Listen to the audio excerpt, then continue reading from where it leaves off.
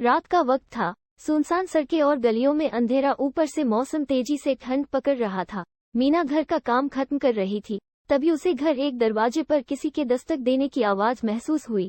तो वो सोचने लगी, ये तो मेरा भ्रम है, ये पहली मर्तबा नहीं है। मेरे साथ अक्सर ऐसा भ्रम होता रहता है। अब ये भ्रम ही तो है, क्योंकि जाने वाले कभी लौट कर नहीं आते, आती है तो सिर्फ उनकी यादें।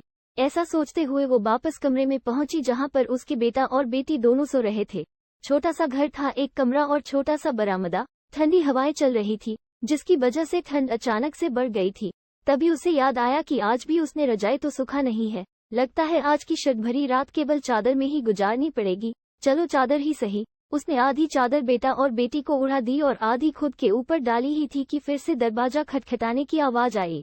उसका हृदय तेजी से धड़कने लगा। आखिर इतनी रात गए कौन होगा?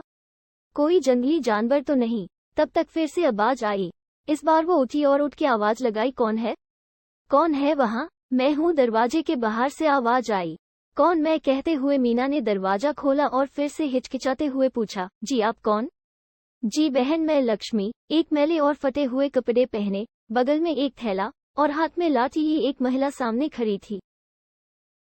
जी मैंने पहचाना नहीं, मीना ने आश्चर्य करते हुए पूछा। हाँ, आजकल मैं किसी को पहचान में आ नहीं रही हूँ, उस बूढ़ी औरत ने उदास चेहरे से कहा। मैं कुछ समझी नहीं, आप क्या कहना चाहती हो?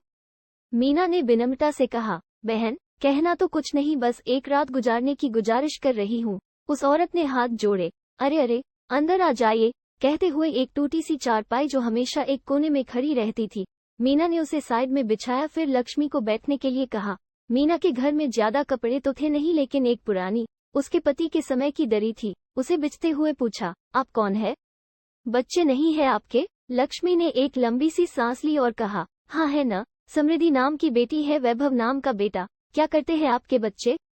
मीना का अगला प्रश्न था। वो बेटा समाज सेवा करता है। कैसी सेवा? बड़ी उत्सुकता से मीना ने पूछा।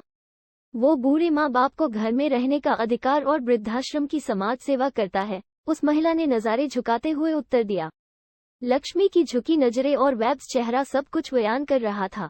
मीना को समझते देर न लगी कि घर का दीपक भले ही चारों ओर रोशनी फैलता होगा, पर अपने पैरों तले हमेशा अंधेरा ही रखता है। नमस्कार, आपको हिंदी कहानी सुनना पसंद है तो हमारे चैनल को सब्सक्राइब करें। हर रोज नई नई कहानी हम आपके लिए लेकर आते रहेंगे। प्रेम कहानी, दिल को छू लेने वाली प्रेम कहानी, अवैध संबंध कहानी, स्क्वायर रूट अपराध कथा, प्रेरक कहानी। अगर आपने किसी को प्यार किया है तो उसकी कसम कहानी पूरा सुने। अगर आपको कहानी अच्छी लगे तो हमारे चैनल को सपोर्ट करें, अपने दोस्तों में शेयर करें, लाइक करें, कमेंट करें।